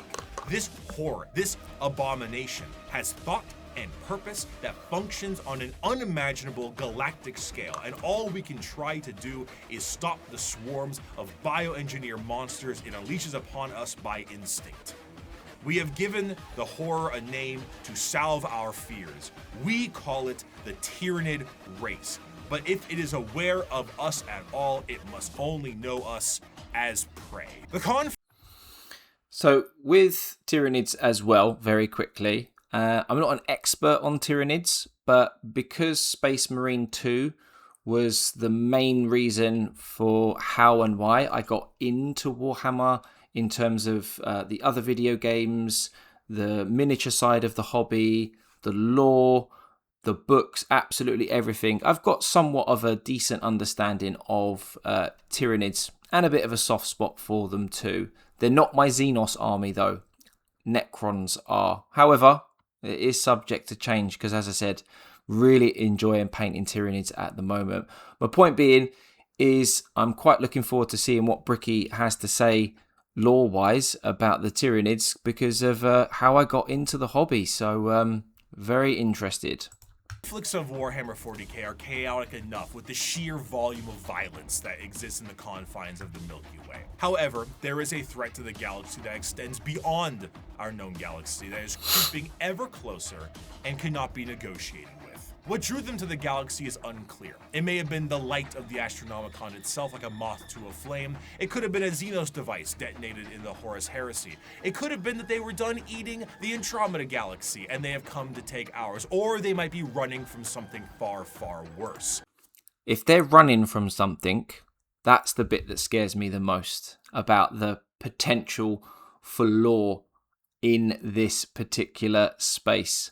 Let me know down in the comments below what could be so crazy scary enough to have the Tyranids running from it, and how bad would it be for our galaxy and the rest of the factions and armies if that were to be the case. It's a scary thought. Regardless of the why, the where, when it came to the first official contact with these creatures, was the planet of Tyran. This is the site where the Imperium encountered a fleet of these creatures before being utterly torn to shreds. Thus, these creatures became known as the Tyranids. There is plenty of evidence that the Tyranids have been lurking in our galaxy for years beforehand, but this was the first true instance of their presence being fully known. Unlike other creatures in the realm of 40k that can be talked to, captured, or negotiated with, the Tyranids are unable to be reasoned with. They are, at their core, animals, but not the fun kind of animals. They are the xenomorphs of 40k, and boy are they hungry.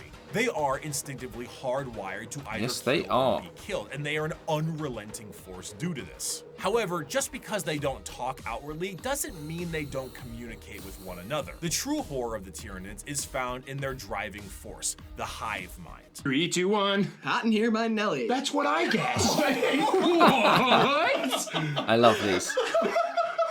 You see, the Tyranids are a collective consciousness that are all hive connected mind to a singular embodiment of psychic power that is utterly incomprehensible to the human mind. To keep this connection there, the Tyranids on the field of battle are followed around by synapse creatures, essentially serving as their Bluetooth connection to the greater hive mind. This allows them to send and receive.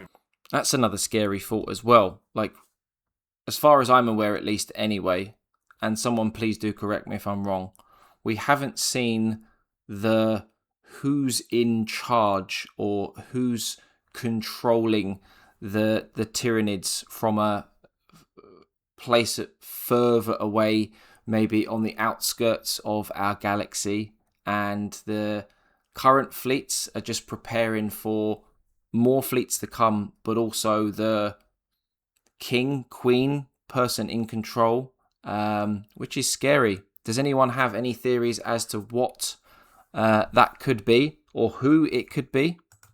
information about the battle they're in, and it also allows them to adapt to certain situations based off of the information gained. Depending on the enemy, the swarm might be able to develop a new weapon or new tactics so they can get the upper hand. When the synapse connection is cut, they are unable to essentially form a save state and are stranded. The sheer power of the hive mind presence pours from each Tyranid in such a manner that it causes a distortion in the warp itself. A hive fleet's arrival can cause a dark shadow the size of several light years, coined the shadow in the warp. This shadow prevents any usage of the warp, or at least makes it exceptionally difficult.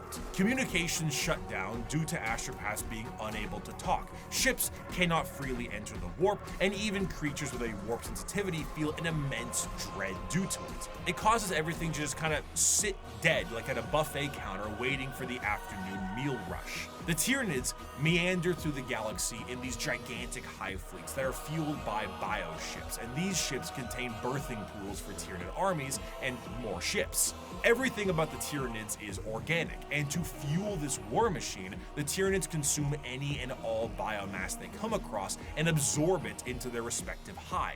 From the ground to literally the air, the Tyranids strip a planet to a lifeless and uninhabitable hulk. As a means to curb the advancement of the Tyranids, the Imperium has been known to preemptively exterminatus worlds in the path of a hive fleet so that they have less biomass to consume in an attempt to starve them.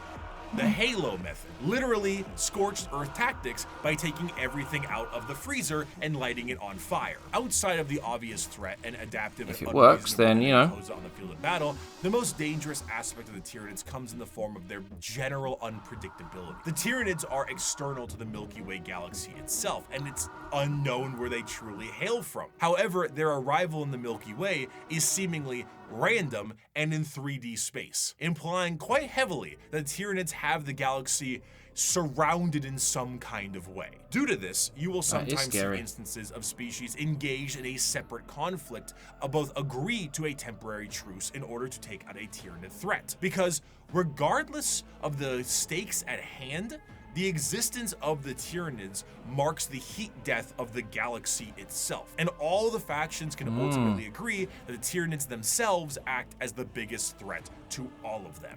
The Tyranid race is truly an unknowable horde, and pulls from that horror of the unknown.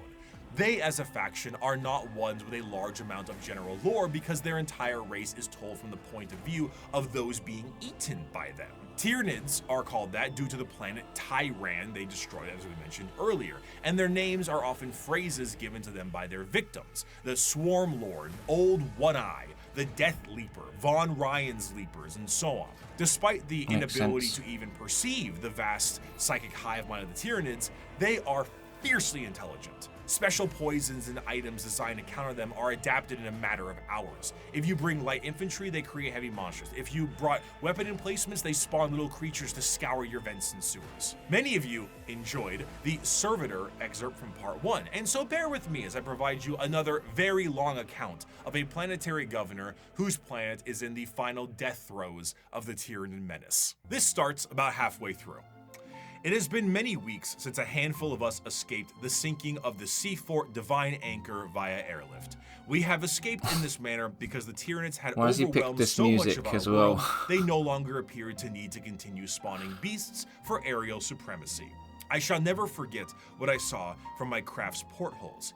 Alien biostructures dominated Huto's surface. Gigantic, lumpen barnacles pumped out clouds of matter to further poison the planet alongside pulsating, brain-like nodes that resembled lethal fungi. Immense capillary towers stretched high into the poisoned sky. The glistening chitin coating their flanks crawled over by chains of lesser beasts fulfilling some sick alien purpose I cannot know. Digestion pools spread for miles, replacing our once great lakes with reservoirs of bubbling biomatter. Tides of creatures bloated with consumed flesh vomited their guts into the pools, or threw themselves entirely into the billowous liquid. Amidst the seas of feeder beasts consuming all in their path, we would every so often see an explosion or a burst of fire. Were these heroic final stands by other survivors, or merely abandoned ordnance detonating at random? I will never know. I cannot rejoice in the deaths they inflicted. The biomatter of the dead Xenos was surely recycled by the Xenos regardless in no time at all. Our aircraft ran out of fuel a week ago. Now I stand in the snow, not far from the peak of Mont Saint Hila. I am the only one left that I know. One by one, those with me perished. The slightest cut on a mountain rock music's still getting me here, so blasé and chill, given the situation. Her co-pilot fired the shot that ended her torture, and my senior aide threw himself from a ledge. The reality that there was no escape hitting him. I have it's no a idea horrific what happened account to my chief medicae. of Others what were slain someone by would go lone through, beasts. isn't The it? rest of us were unable to kill During an or drive invasion. away. Nothing you can do. A justly deserved end will soon be mine. I have failed on every possible level. We were not even able to send word. An alien disease has me within its grasp. My limbs are numb, my tongue is dry as sand, my head throbs. Even at these chilled heights, I sweat profusely. From here where I sit, I can see the final death unfold on the planet entrusted to me. Before me is the Radarin Ocean. The water level is visibly dropping, hour by hour. They are even taking our seas. There are enormous take everything, don't beasts they? with great, slowly flapping wings and immense open maws moving through the sky. I may be at high altitude, but the air is thinner here than it should be. I know enough of mountaineering to know that. They will not even leave our air. There is an isthmus I can see, upon which is sat one of the Xenos capillary towers. Now I believe I can tell what they are truly for. High up, foul Xenos bioships cling to their flanks like twisted calves at their mother's udders. They are feasting, I am sure, hungrily filling themselves to burst on the hideous gruels that are what remains of my people. I have witnessed the planet's death from sinister start to hideous conclusion. I see the power of our foe, and though I have shown boundless weakness these past months, I do not see how we could ever have won. If this is any sort of good news, it seems that one thing that might be an inadvertent repellent effect on the Tyranids is chaos. Chaos and chaotic energies offer no nourishment to the Tyranids, they cannot eat that. And the presence of rifts and warp storms work as a means to starve out the Tyranid fleet. The Tyranids, of course, are attempting to adapt to this, but it seems that even at the most primal core of the galaxy itself, Chaos agrees that these dinner guests are not welcome in any way, shape, or bioform. In the end, though, the Tyranids represent the final fears of the galaxy itself. Despite the goals to conquer the galaxy as a whole, the remainder of the universe may very well be dead and derelict space. Instead of endless worlds and solar systems, it may just be bones and ash. The tendrils of the hive mind have wrapped themselves around the galaxy, and the only thing that's guaranteed is that dinner is served. However, the Tyranids are not simply the unending hordes of bugs. Beyond the more general buffet tactics of the force of the Tyranids, the hive mind has a more secretive and dangerous means of planetary conquest in the form of something a bit more terrestrial. General upheaval and revolution. However, though the idea of a societal revolt for the good of the populace is an admirable thing, these leaders have the nefarious intent of the hive mind itself. These are the downtrodden and the oppressed, the revolutionaries to a better cause, the heralds of the Star Children. These are the Genestealer cults. In the sunless body of our hive, the flock of the faithful I don't grows. actually know We much are guided about by these our great guys. Father's sacred vision, protected by his loving hands. Within these holy shadows we dwell, while the impure bathe in spire-topped starlight. And what lies between those stars? This will what be sails mostly beyond new, those if distant not all new suns, to me, actually, shrouded come to in think night, of it. born within that eternal black, our redeemers, our gods, truer than the silent, long-dead emperor, I have to say, I don't feel Genestealers as much as Tyranids. Are they closely linked as a faction, or is there some sort of link there between the two? I don't know why. Something says to me that they are. And if I were to ever collect a Tyranid army, say, and they were closely linked, I'm not sure I'd ever pick up Genestealers. I don't know what it is about the aesthetic of them. I'm not sure. Maybe I haven't given them enough of a chance, but I'm just not feeling them. Children of the Void. We hear them in our dreams. We feel them in our blood. They call and we will answer. We will rise and claim the engines of labor that have bound us in servitude. This world will burn. It will be cleansed, purified, made ready, and the heavens will deliver our reward. The ground zero of a Genestealer cult comes in the form of the Genestealer itself.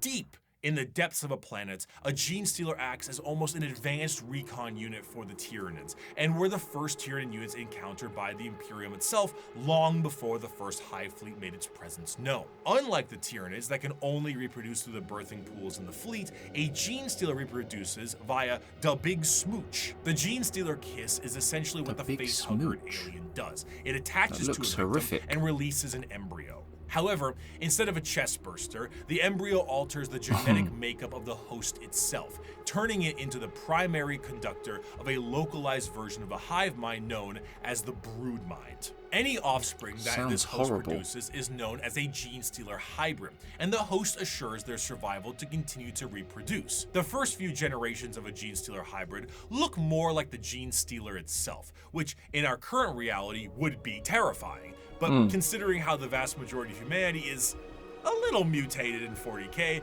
it doesn't stand out as much as it should. As the generations continue, the mutations and the general alien look is almost entirely phased out, and the resulting hybrids look almost identical to the species that they once were. Due to the size of most worlds, the makings of a Genestealer cult can exist almost entirely in secret, generation after generation. After a certain period of time, those hybrids will make their way into generalized society. Still connected to the mind of the Genestealer itself, the hybrids operate with the express goal of gaining power within society itself in a political and religious sense. Most of the time, they will present themselves as revolutionaries, looking for the betterment of the population. And honestly, it sounds great for a lot of the folks on the planet. By the people, for the people. As they expand more openly, the crossbreeding continues until all essentially getting turned over inside from the inside out without even knowing. That is a scary thought. How would you even stop something like that from happening? How would you even identify a Genestealer in the process of that happening as well? Because that is it's a horrible thought. Aspects of the planet society is infiltrated. However, all bets are off when a hive fleet comes close enough. When a Tyranid hive fleet gets close enough to a planet, the brood mind activates essentially an endgame scenario. The once political and religious leaders become bloodthirsty. So they are that linked work then. to finalize the collapse of society Tyranids and Genestealers. of those who oppose them. But to those in the brood mind, the god they believe in is coming, and this is holy justice and vindication for their religious and political beliefs. As the hive arrives, the planet is essentially ripe for the taking. The original Genestealer pieces out to the next world or is reabsorbed for deployment elsewhere, and the Tyranids begin to take the planet for themselves. The cultists sing praises and holy songs as the Tyranids begin to eat everything up in kind of a meet the pyro sense of religious These Tyranids, man. But as they are Their harvested, tactics some are of them just are snapped back mental. to reality, oops, there goes gravity, before they are thrown into the biomass soup.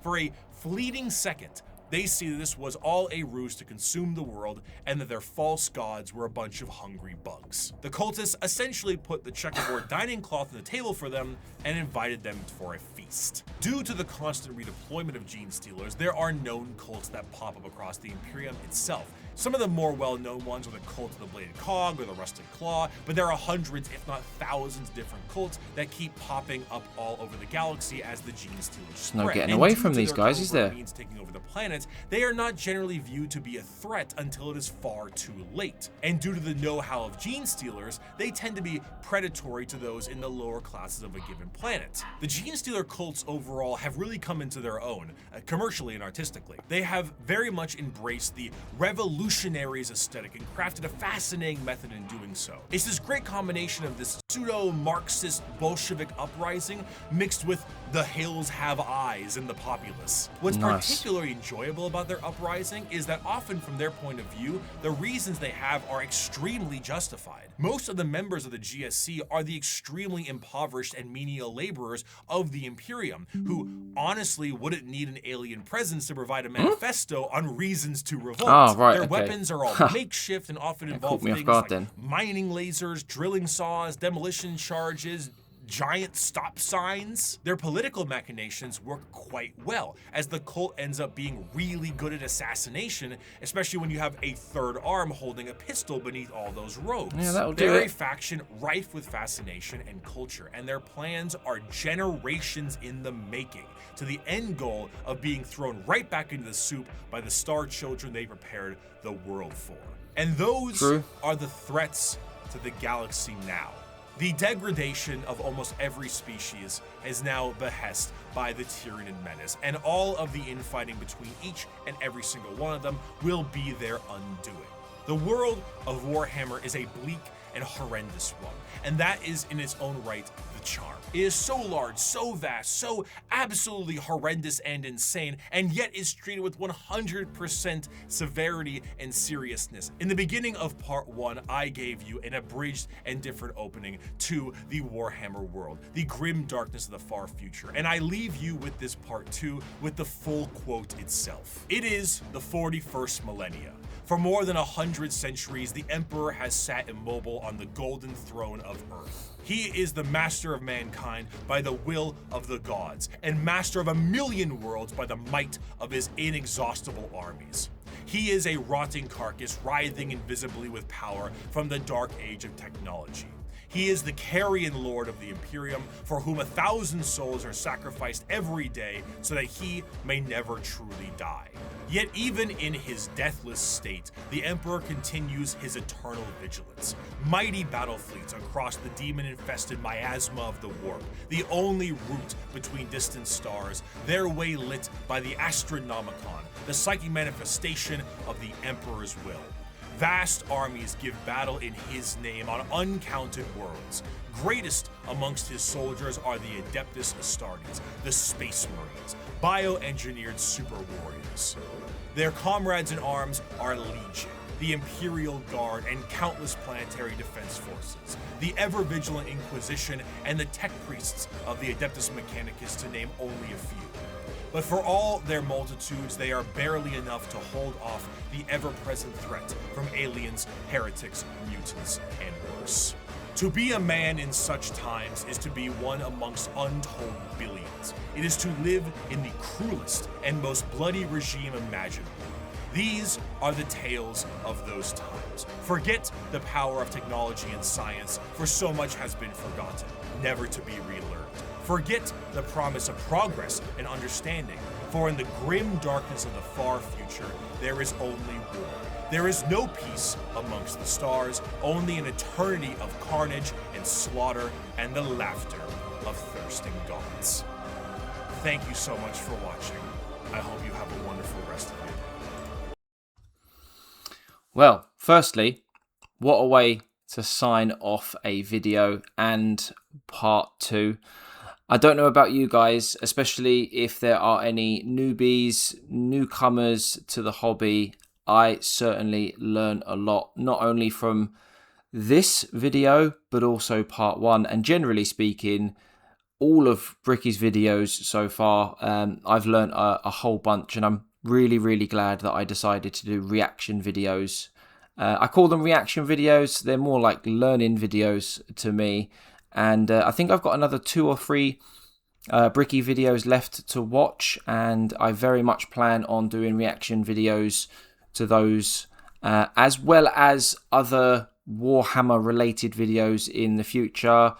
For some of you that are subscribed to the channel already, you'll know that I did a reaction to Astartes, for example, and Secret Level. So if you do have any suggestions outside of the Bricky videos, whether it be animations, lore, anything Warhammer related, let me know down in the comments below, and I'll add it to my list of things to react And if you have made it this far in the video, feel free to drop me a like. It's absolutely free.